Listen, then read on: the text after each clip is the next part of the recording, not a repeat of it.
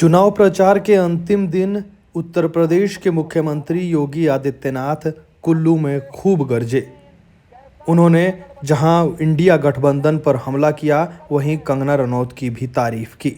योगी आदित्यनाथ ने क्या कुछ कहा, उसके मुख्य बिंदु आप सुनिए। कांग्रेस का घोषणा पत्र तो ऐसे लगता है जैसे मुस्लिम लीग का घोषणा पत्र हो। कांग्रेस को वोट देने का मतलब आज के दिन पर मुस्लिम लीग को वोट देने जैसा है।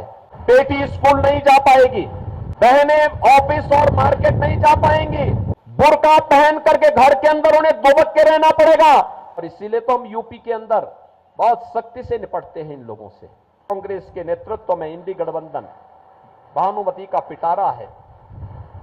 आप देखो कितने कैसा इनका गठबंधन है, कैसा कैसा कार्य कर रहे हैं,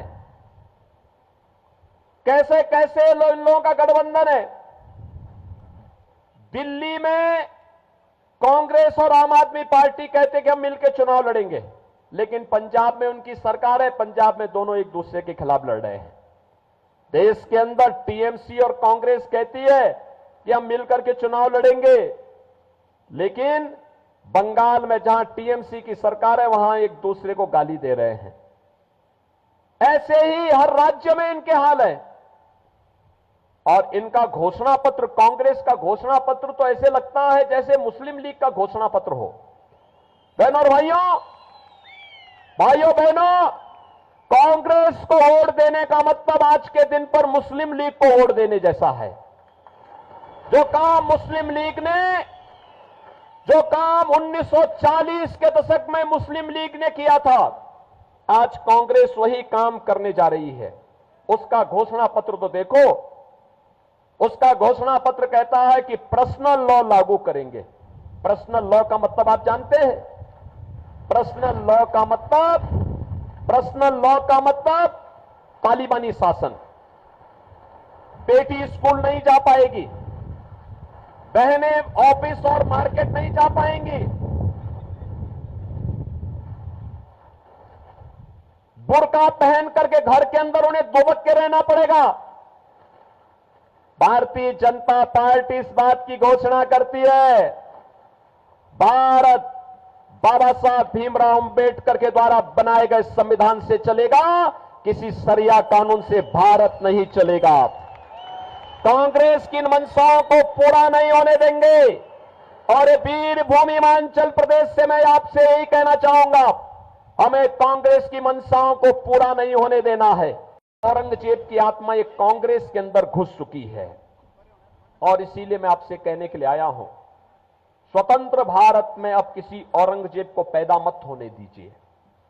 ये औरंगजेब है जिसने काशी में भगवान विश्वनाथ का मंदिर तोड़ा था। यही औरंगजेब है जिसने मथुरा में भगवान कृष्ण की जन्मभूमि पर मस्जिद का निर्माण कर दिया था।